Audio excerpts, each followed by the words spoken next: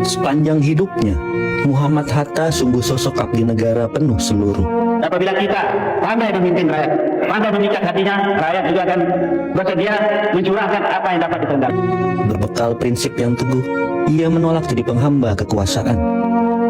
Demi Indonesia, Hatta berseteru dengan Soekarno dan difitnah terlibat makar di rezim Soeharto. Kepergiannya membawa duka. Kepergiannya adalah hilangnya penjaga nurani bangsa. Pada 20 Juli 1956, setelah DPR hasil pemilu 1955 mulai bekerja, dan terpilihnya Dewan Konstituante untuk membentuk konstitusi baru, Bung Hatta menggurat surat kepada DPR. Itu adalah surat kedua. Setahun silam, Hatta pernah mengirimkan surat serupa. Merdeka. Dengan ini saya beritahukan dengan hormat bahwa sekarang setelah Dewan Perwakilan Rakyat yang dipilih rakyat mulai bekerja dan konstituante menurut pilihan rakyat sudah tersusun, sudah tiba waktunya bagi saya untuk mengundurkan diri sebagai wakil presiden. Segera setelah konstituante dilantik, saya akan meletakkan jabatan wakil presiden secara resmi. Hatta merasa hampa saat menjadi wakil presiden dalam Republik Indonesia yang menganut sistem parlementer. Pasalnya, ketika itu presiden sebagai kepala negara, apalagi wakil presiden, hanya sekadar simbol.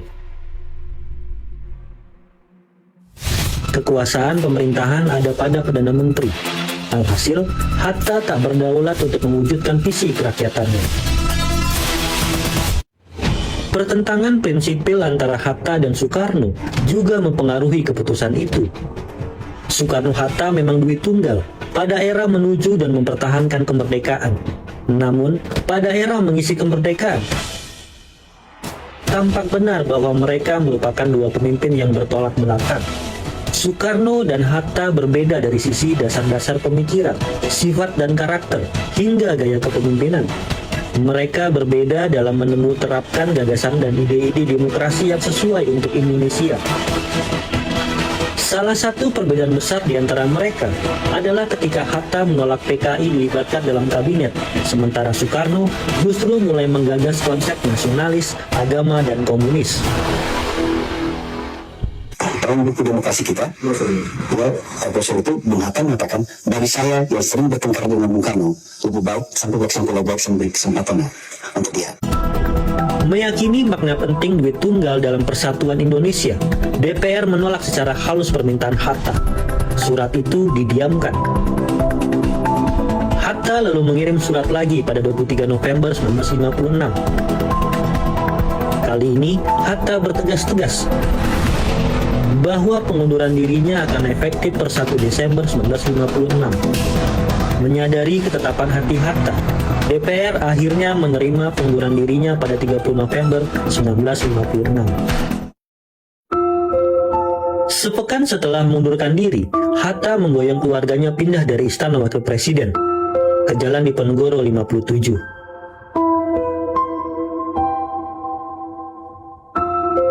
Dengan ikhlas, Hatta melepaskan segala fasilitas negara dan memilih menjadi orang biasa. Uang pensiun Hatta sebagai mantan wapres dan mantan Perdana Menteri sangat tidak memadai.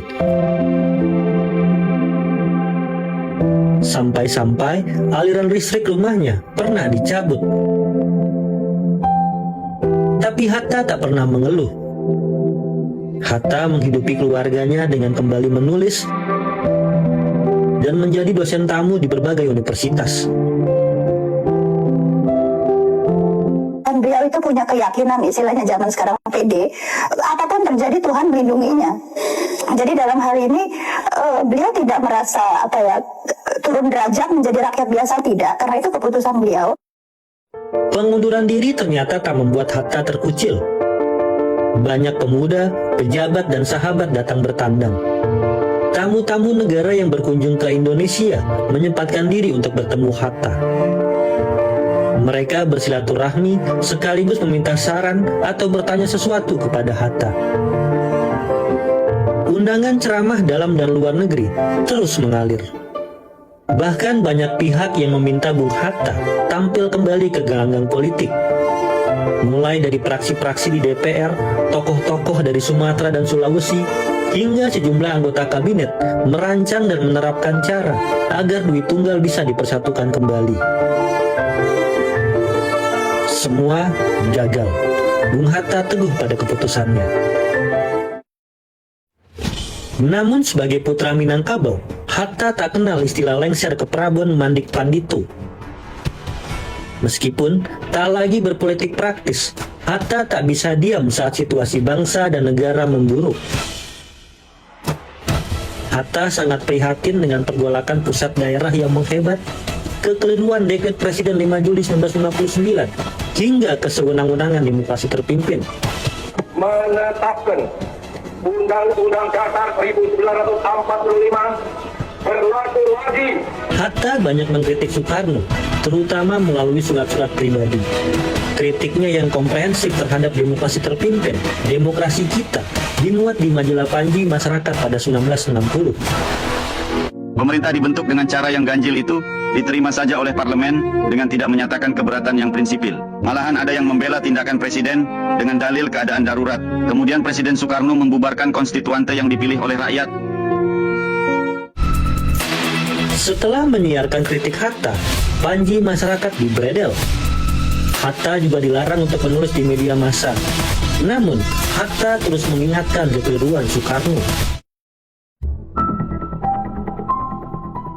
Setelah peristiwa G30S, Hatta semakin giat menyerukan perbaikan bangsa.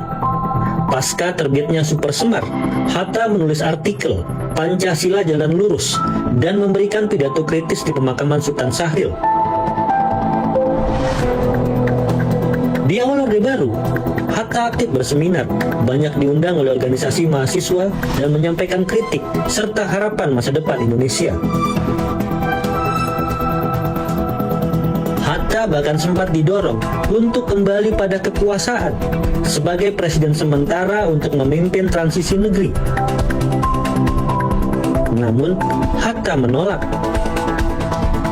Sebagai gantinya, Hatta menginisiasi pendirian Partai Demokrasi Islam Indonesia (PDII) untuk mewadahi aktivis pemuda Islam modernis setelah Masyumi dibubarkan oleh Soekarno.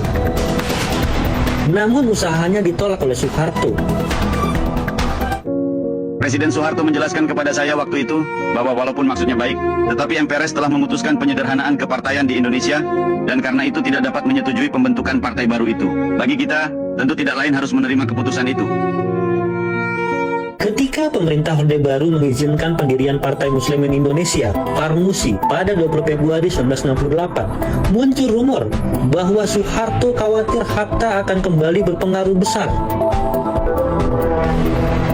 Namun, Hatta justru mendukung PARMUSI dengan ikhlas. Akan memenuhi kewajiban Presiden Republik Indonesia dengan sebaik-baiknya. Setelah Soekarno tumbang dan Soeharto memimpin Orde Baru, Hatta yang menua pernah diberdayakan Soeharto. Hatta dijadikan penasihat presiden untuk pemberantasan korupsi dalam Komisi 4. Namun komisi ini hanya bekerja sebentar, setelah hanya mengawal 2 kasus korupsi karena dibubarkan oleh Soeharto. Namun bukan itu pangkal utama kekecewaan Hatta. Bung Hatta kecewa besar ketika menyaksikan Widjoyo Nitisastro dan tim ekonomi Soeharto lainnya membawa perekonomian Indonesia makin liberal. Bagi Hatta, ini bertentangan dengan pasal 33 Undang-Undang Dasar 1945 yang memang menjadi buah pikirannya. Berbeda dengan era demokrasi terpimpin, kritik Hatta terhadap Orde Baru lebih lunak.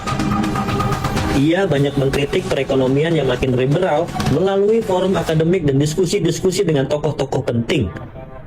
Hatta juga menjadi pengayom bagi tokoh yang berseberangan dengan Orde Baru, menunjukkan dirinya sebagai seorang demokrat sejati.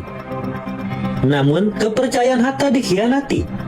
Pada 22 September 1976, Menteri Sekretaris Negara Sudarmono mengumumkan di TPRI bahwa pemerintah telah sukses menggagalkan usaha ilegal untuk mengganti Presiden Soeharto dan menyebut bekas wakil presiden terlibat.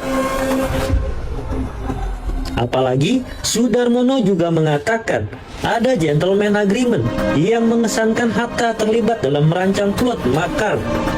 Hatta sangat marah dan merasa integritasnya dilecehkan. Ketegangan mereda setelah Hatta bertemu Soeharto dan menjelaskan kekeliruan tuduhan tersebut. Setelah itu, Hatta mengurangi aktivitasnya dan menulis memoir yang diterbitkan saat ulang tahunnya ke-77. Meskipun demikian, Hatta tetap terlibat dalam diskusi terbatas tentang demokrasi dan tafsiran eksepsi Soeharto terhadap Pancasila yang memicu lahirnya aktivis petisi 50. Sungguh pun amat karang ambisi Hatta untuk terus berkontribusi bagi negeri. Usia tidak bisa dilawan. Pada awal 1980, Bung Hatta mulai sakit-sakitan. Bung Hatta hanya berbaring di tempat tidur. Pada 3 Maret 1980, Hatta dirawat di RSCM. Dalam perawatan itu, ada 2 hal yang menjadi pusat perhatian Hatta. Pertama Tuhan, dan kedua keluarga. Pada hari ke-10 dalam perawatan, Fatmawati, istri mendiang Bung Karno, datang menjenguk. Pertemuan itu sangat mengharukan, seakan-akan mengulang pertemuan ketika Hatta menjenguk Soekarno sebelum wafatnya. Setelah itu, kondisi Hatta kian merosot. Hatta harus menjalani tindakan medis di ruang ICU.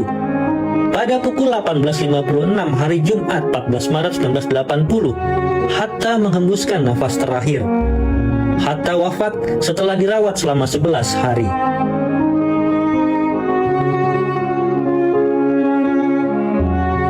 Keesokan harinya, ribuan orang menuju rumah duka di Jalan Diponegoro 57. Dalam wasiatnya, Bung Hatta ingin dimakamkan di komplek pemakaman biasa, menunjukkan ia tak ingin berpisah dari rakyat yang dicintainya. Taman Pemakaman Umum Tanah Kusir menjadi tempat peristirahatannya. Jalan menuju makam dipenuhi lautan manusia yang ingin melepas kepergian Hatta. Pemimpin dunia juga menyampaikan duka, mengenangnya sebagai pejuang demokrasi yang gigih. Banyak pelayat yang menangis, merasa kehilangan orang tua sendiri, karena Bung Hatta telah menjadi penjaga nurani bangsa. Hanya ada satu negara yang pantas menjadi negaraku. Ia tumbuh dengan perbuatan, dan perbuatan itu adalah perbuatanku.